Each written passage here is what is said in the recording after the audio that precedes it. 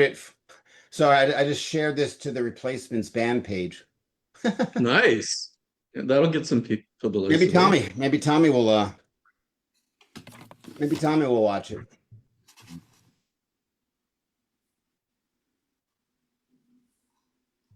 All right, we're ready. Welcome to the virtual Dire Literary Series. My name is Timothy Gager, and my feature and my guest tonight is Kurt Baumeister. And Yes, sir. let me tell you a little bit about Kurt. Kurt definitely has an old school web page, which I love because it's like mine. I developed mine in Yahoo 1999, and it still looks exactly the same. But I also love Kurt's got a really nice condensed bio, but his writings appeared in Salon, uh, Guernica, Electric Literature, Rain Taxi, The Brooklyn Rail, The Rumpus, um, Brooklyn, The Nervous Breakdown, The Weeklings, and other outlets. An acquisitions editor at 713 Books, Baumeister holds an MFA creating writing from Emerson College and is a member of the National Book Critics Circle and the Authors Guild.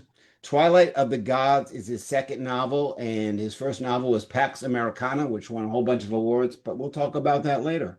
And I'm now going to turn it over to Kurt for his reading, and then we'll pepper him with questions. Well, welcome. Thank you. Thank you so much, Tim. Thanks, everybody, for coming. Really appreciate it. So I'm just going to read briefly. This is from the beginning of the book. Just the basics of the book are that it's a postmodern retelling of the Norse myths from the point of view of Loki. And the things to bear in mind are that the Norse gods are the only real gods in this world, and Loki's the only one of them that's good. All the other gods are evil. So Odin's evil, Thor's evil, blah blah blah blah blah. And um, that's enough to get going. So we'll just dive into it here. I take the steps two at a time. Sure, they're iced over badly. This is winter in Boston. That doesn't bother me, not really. I've still got talents, skills, bona fides, if you will. Not that I'd measure up to what you've learned to think of as a god. None of us would. Between your jacked, spandex-packed comic book heroes barging across the silver screens and your sitcom gods clogging up the little ones, you've tricked yourselves into believing we can't possibly be real. We're creatures of blue screen, phantoms conjured from the narrative ether, nothing. That's where you're wrong, though.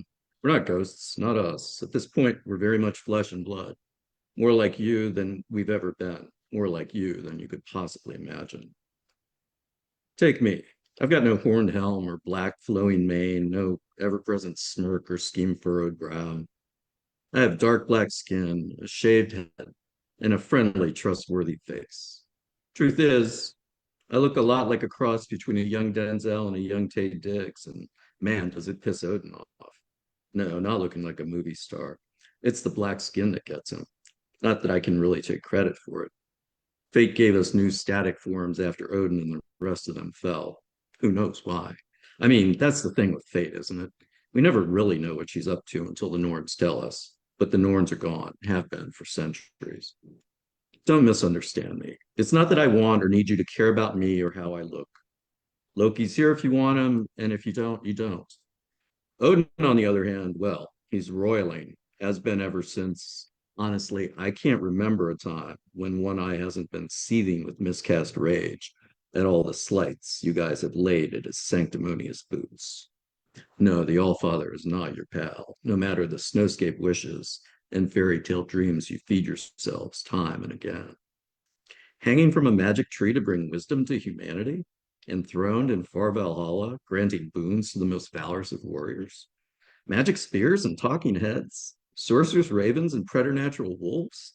Eight-legged horses? I mean, seriously, how did he come up with this stuff? Don't answer that. Please don't. I know exactly how he came up with it because I helped him. And I'm sorry, little ones. Oh, so sorry. But isn't that what you'd expect of real evil? Not some pat cartoon devil twirling his mustache and muttering a caustic drat every now and again, but an avatar of light, a pretense of good, honor, nobility, when the truth is the opposite. When Odin is the source of pain, both yours and mine. If he hadn't started meddling in your lives way back when, if he hadn't cast me out of Asgard time and time again, what a wonderful world it would be. Freshly waxed linoleum floors of pale spearmint green and walls of saffron yellow cinder block. Blessed Savior's basement is an interior decorator's acid trip gone completely to shit. Shuddering fluorescents loom overhead, emitting a low-grade buzz as lonely motes circle the spindly silver bars suspending the lights from the ceiling. The lights remind me of bug traps at some backyard soiree waiting to go zippity-zap on uninvited guests. Heavy floral perfumes and 100-proof colognes linger from the Council for American Purity meeting that broke an hour ago. I know those people, those caps. They're hell on two legs, Odin's own special angels, and they're everywhere these days. Yes, it's true, my dears, even in America. Hooting about the taxes they don't pay and the welfare other people shouldn't get, howling about their inalienable rights to Social Security, Medicare, and a white Christian America. Something about being in the People's Republic of Massachusetts, maybe, that makes the right wingers veer even farther right. That's how it is, though. That's how it's always been. Back in the past, back in those last days of Valhalla, I always felt queasy when we were all together, like I was out of my element, and I was. I just didn't realize how bad Odin and the rest of them had gotten until Hitler came, goose stepping out of the grand old Weimar, a cancer of ego and animus desperate for life. See, what's true for you is true for us too. Fate can still surprise us. It can still take the hope, love, and happiness we thought we'd found, ball it up, and send it streaking into eternity's ever-ready abyss. Yes, we may be immortal, but fate still rules our lives. Fate can still make us cry. A paper cup of coffee in my left hand, a translucent amber plastic stir in my right. I watch the flows of undissolved creamer bob and weave across the caramel-colored whirlpool I've just raised to life. Forget about reality for a second. Forget about everything you've ever known, and this cup of coffee could almost be magic. The way the liquid becomes a tiny vortex, the way it beckons eternal sleep, it's almost enough to make you, or me for that matter, dive right in. I set down the stir, bring the cup to my lips, and sip. Scalding, the coffee tastes like it always does at these basement shindigs, same as it did at the Gamblers Anonymous meeting I just left in Brookline. Burnt and flavorless at once. Yes, it's a mystery even to me. Blessed Savior's coffee tastes of the irony implicit in repetition. It tastes a little like fascism, to be honest, the fascism you keep buying, even though you know you shouldn't. All right, Gustav, why don't you kick us off, says our facilitator, Kurt, turning my way. Kurt's my boy, my latest in a long line of human reclamation projects. Hair of dirty gold, slate blue eyes, average height and build, good looking in an unthreatening way, or maybe unthreatening looking in a good way. Once upon a time, Kurt might have been the all-American boy. These days, he looks like a personification of various forms of privilege, though not enough to piss most people off. Like his looks, Kurt's vibe is chill. He goes along to get along. In addition to running this unsanctioned Sexaholics Anonymous chapter, they all are unsanctioned, I mean, in a somewhat lackadaisical practice as a tax attorney, Kurt fancies himself a writer, a novelist, in fact, a pursuit we share. Yeah, I've been at it a minute, since before Cervantes even. Man, have I got a few pages to drop on an agent someday. Kurt's writing, oh, it's not bad. Sure, he gets carried away with his prose and has a subconscious fear of plot, but it could be worse.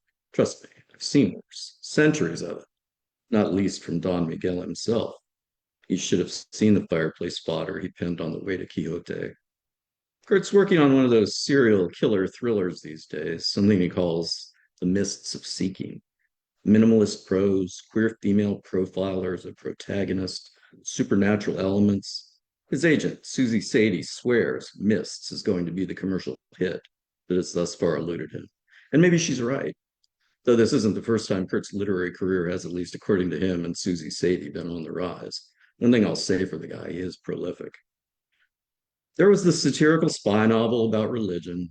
Susie Sadie shopped that to what seemed like every editor in Manhattan, from the ones she knew personally, not many, to those she followed or stalked or whatever they're calling it now on social media. Lots.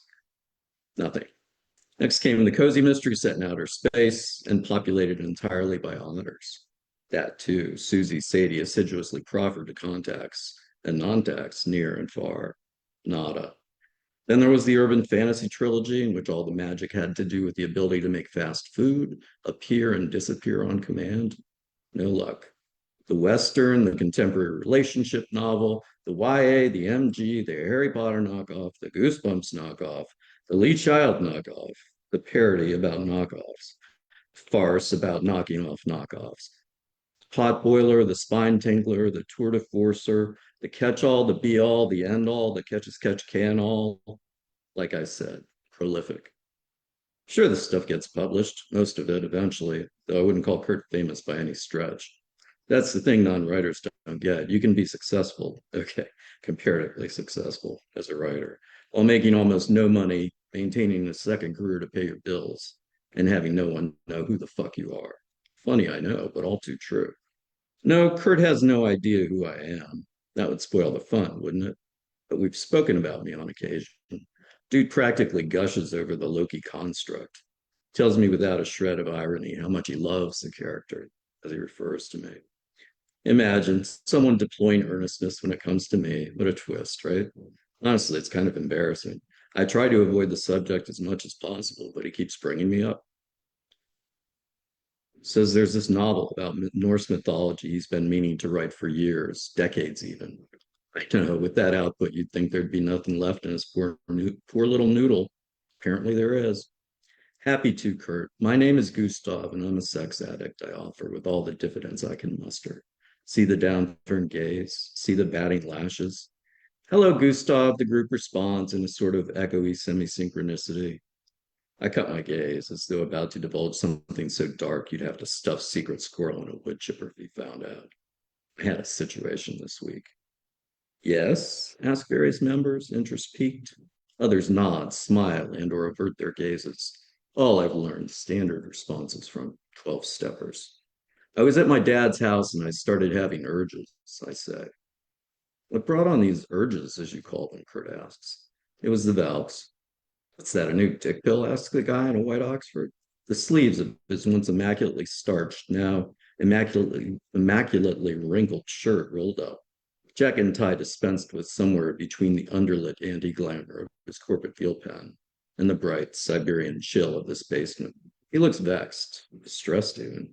He looks like a politician surveying a disaster site he's about to get blamed for. Like, by cockatrix? Kirk cuts in. No, no, no. Come on, gang. It's an indigenous tribe like the Anangu, but from Europe. He nods to me for confirmation. I don't correct Kurt, even though he's wrong. How could I? I'm the one who dished him this aboriginal fib a few weeks back. Valkyries, he asked at the intake. You mean like Norse mythology? I laughed, guffawed, really, voice full of good humor and a touch of dismissiveness. Nah, dude, totally different spelling, and we usually call them vowels. It's a lot easier. I mean, it sounds like a V, but it's more like an FSTH when you write it out. That doesn't, in their language, I added authoritatively. Trust me, Curto. I'm only trying to make this as easy as possible. He nodded and, of course, bought it. Yeah, I know I'm a Dickens, but what can I say? I may not be evil anymore. I may be good 24/7, close at least, but I still have a few tricks up my sleeve. For and first most, I am one hell of a liar. Thank you.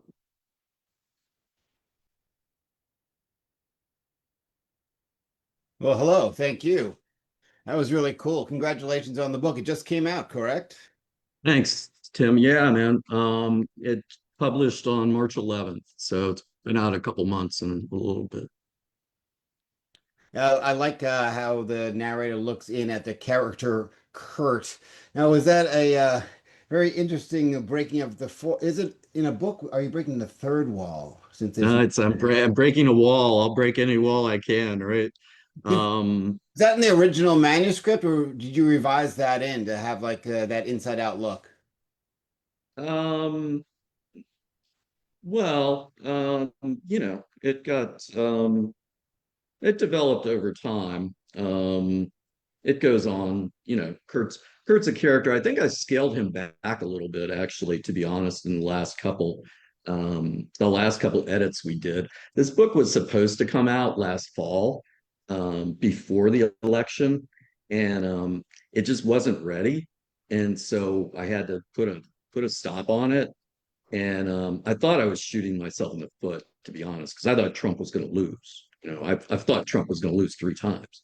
That shows you what a great political analyst I am. But um, so the book came out, and yeah, the last few edits, I was really trying to scale Kurt back because I didn't want him to take over the book.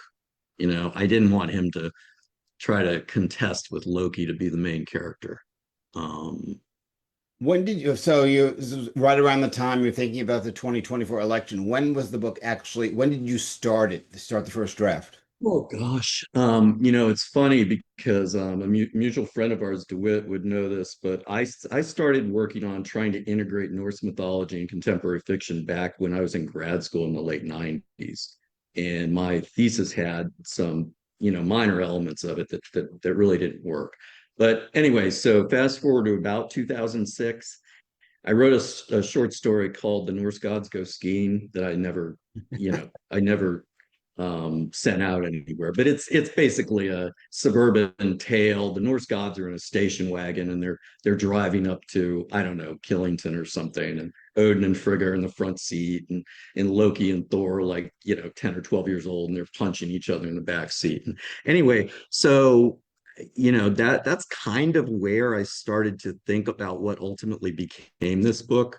But I wrote Pax Americana in between, and then kind of came back to this after Pax Americana was done and out. So 2021, I guess, I started working on this in earnest again.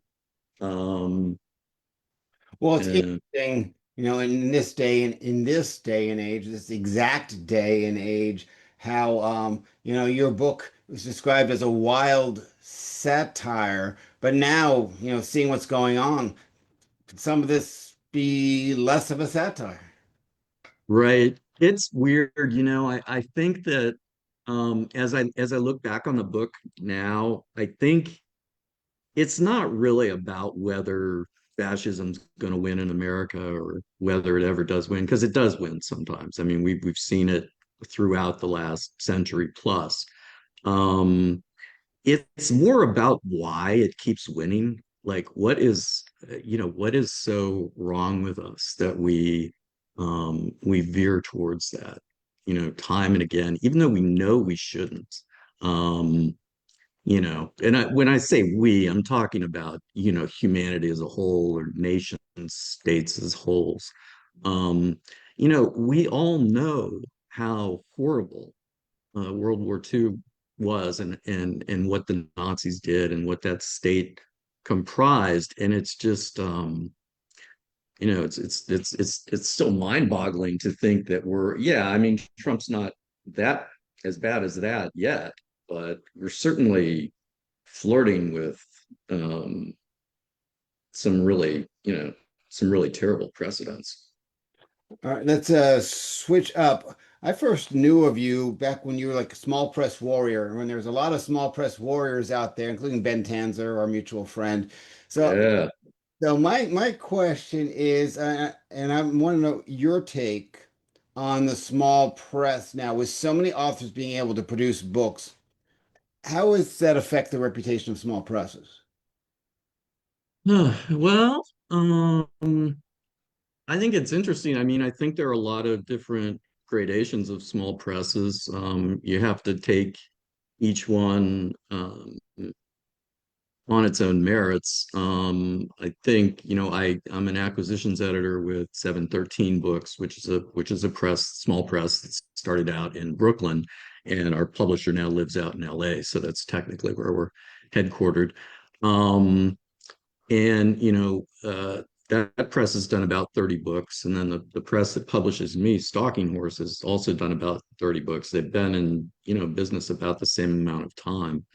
Um, I think it's important to be careful with the manuscripts that you select, and I think it's important to put certainly to put some of your own money on the line, even as an editor, not necessarily a publisher, which is, the deal that Leland and I have for the books I publish.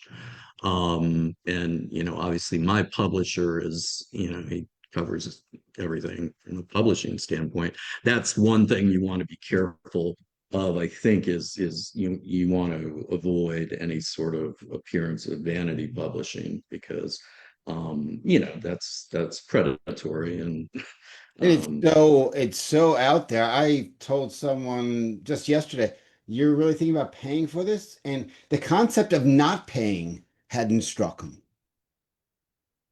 wow, that's interesting. Like he he Yeah, he thanked me as if I just gave him $2,000 because that's what he was willing to spend. what you did sort of. uh, um yeah, I mean I don't think it's impossible to self-publish a book that's good. It happens sometimes. I think it's a lot harder. I think that you're almost always better off with those extra sets of eyes looking at it and somebody saying, yes, I'm willing to put my own money behind this, even though we're not talking about vast sums of money in small publishing, but even losing $1,000 or $2,000, that's something that's not, insignificant. And that's about, I'd say that's around about what the investment is. You could sort of look at it different ways, and you know, um, if you valued your labor too highly, you could come up with much higher numbers in terms of what it costs you. But I always yeah, warn people of the stereotype of not only does your book have to be good if you're self-published, you have to overcome the stereotype of other yeah, people are considering buying. absolutely. I mean, there's still, I mean, in small publishing, we still deal with the whole POD issue.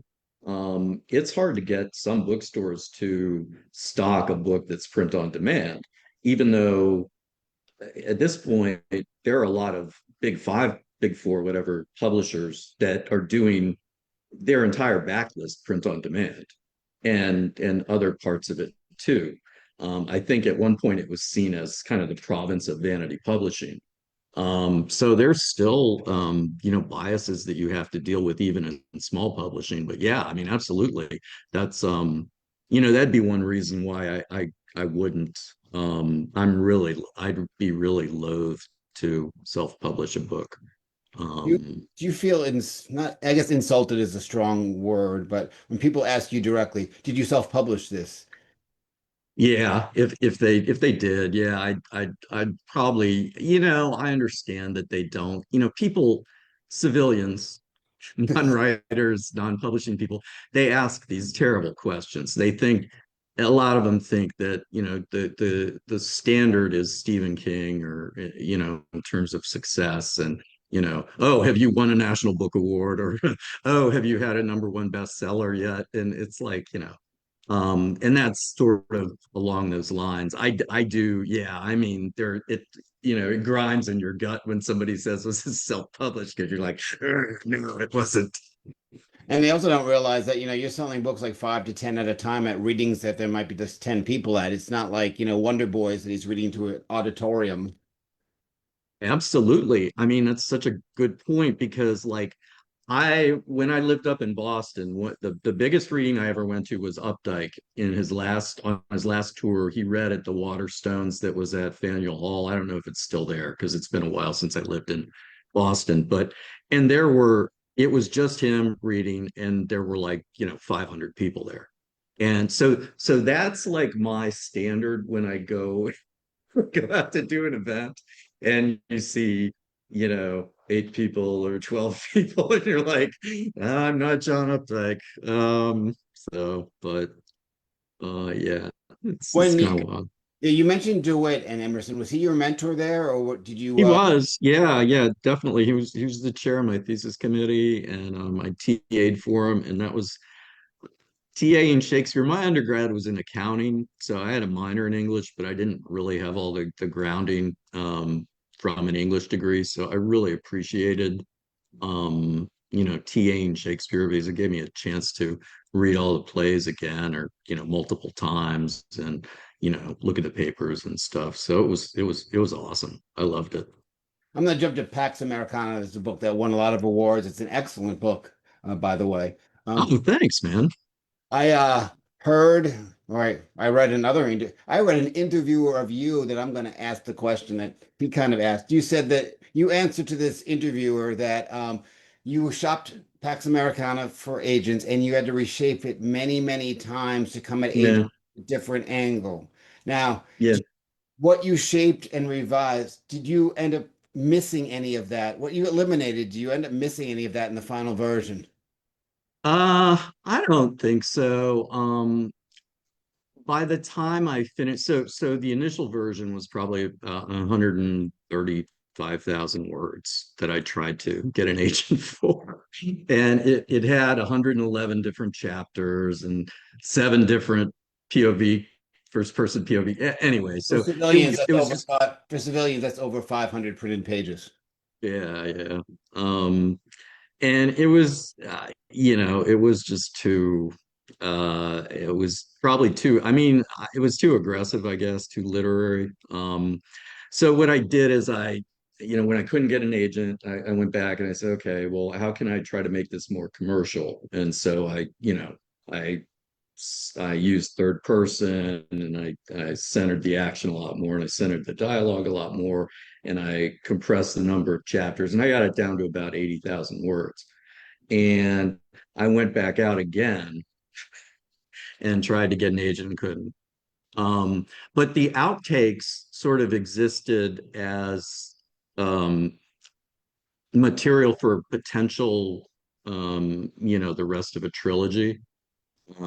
Sort of, I was imagining Pax Americana when I finished it as the beginning of a trilogy, and being the uh, you know rookie writer that I was hoping that oh, if I get this out there, some agent or big publisher's going to see it and they're going to be like, I gotta have these other two books. Here's a gazillion dollars. Just don't do anything but write, and it didn't happen.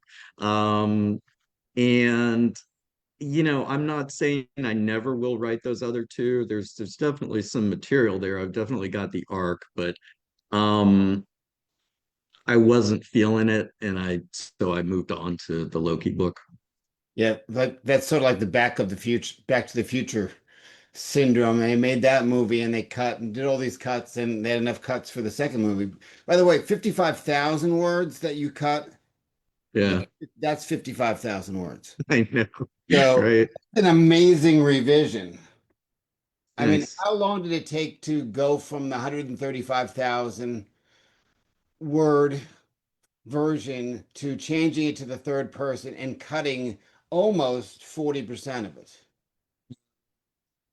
Say gosh, it's been a while, but 3 years maybe, 2, 3 years. Um, yeah, yeah. I think that sounds about right. Um, it was a lot of work because the book really changed a lot. It was kind of, honestly, it was kind of depressing looking back on it because I really put myself into the first, version that I was like, oh, this is so literary and this is gonna, I'm gonna be famous and this is gonna be great. And nobody wanted it. I didn't go out and look for a publisher. When I couldn't get an agent, I was just like, well, I was like, well, I got to get an agent. So I went back. So I got to rewrite my book.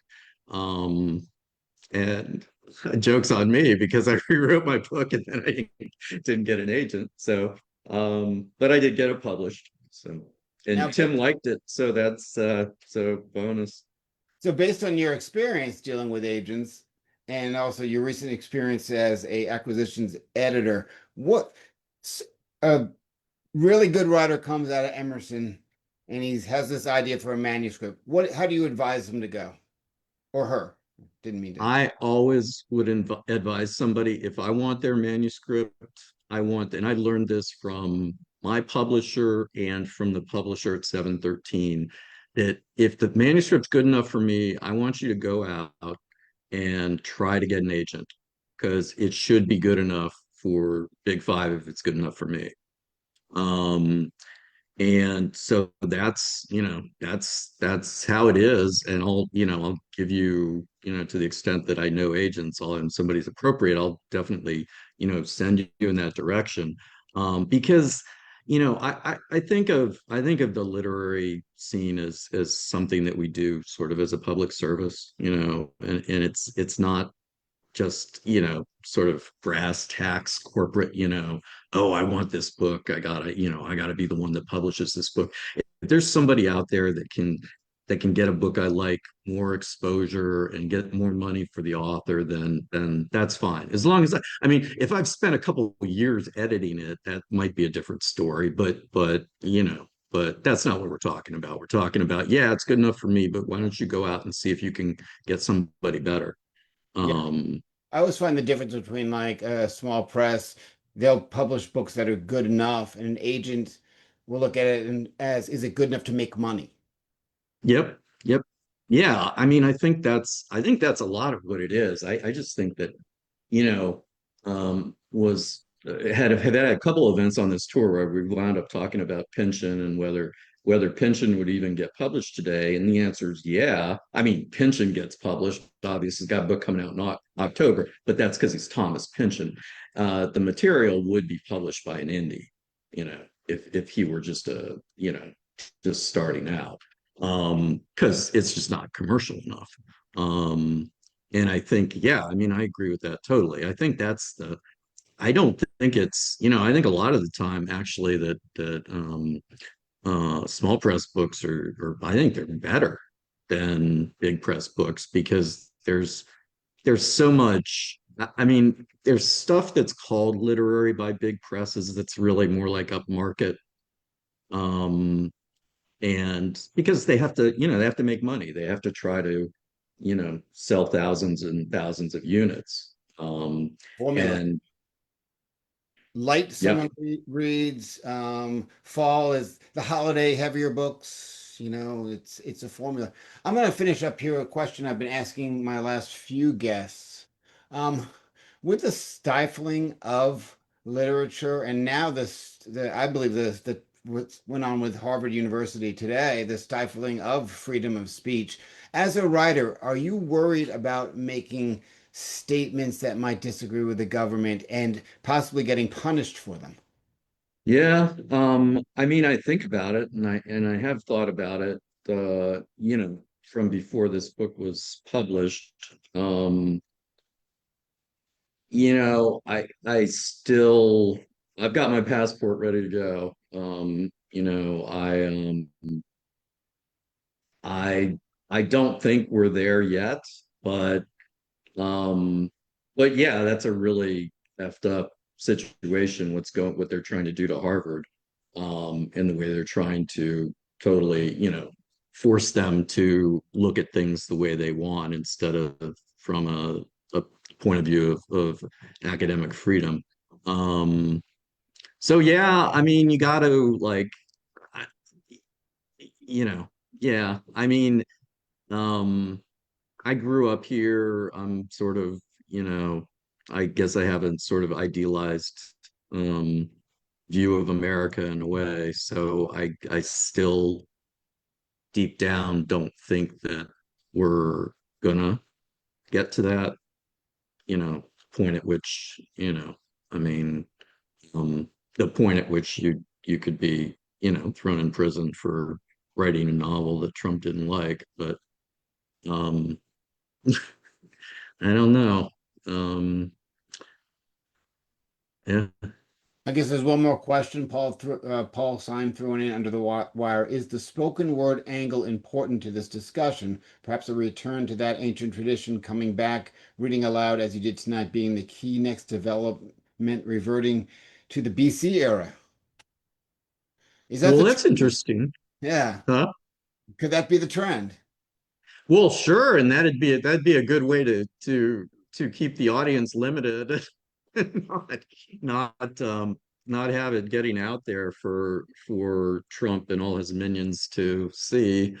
Yeah, I mean, it harkens back to the early Christians hiding out from the Romans, and I don't know, you know. I, I, yeah, it was a good question. Yeah. Awesome discussion. I love chatting with you folks. Buy the book, and it's Twilight of the Gods. Um, Thank you. and it is out. It's no longer forthcoming. Spring 2025. It is spring 2025. Buy it at your favorite outlets, your favorite indie bookstores, bookshop.org, or wherever. Everything helps, and get your hands on this book. Kurt, thank you so much for being Thank here. you so much, Tim. That was awesome. I really appreciate it. Anybody that's watching on the streams would like to come in for the open mic, just use the link. I'll be happy to have you in. Otherwise, thanks for viewing. Kurt, thanks again. Well, I'm gonna hang out for see if there's any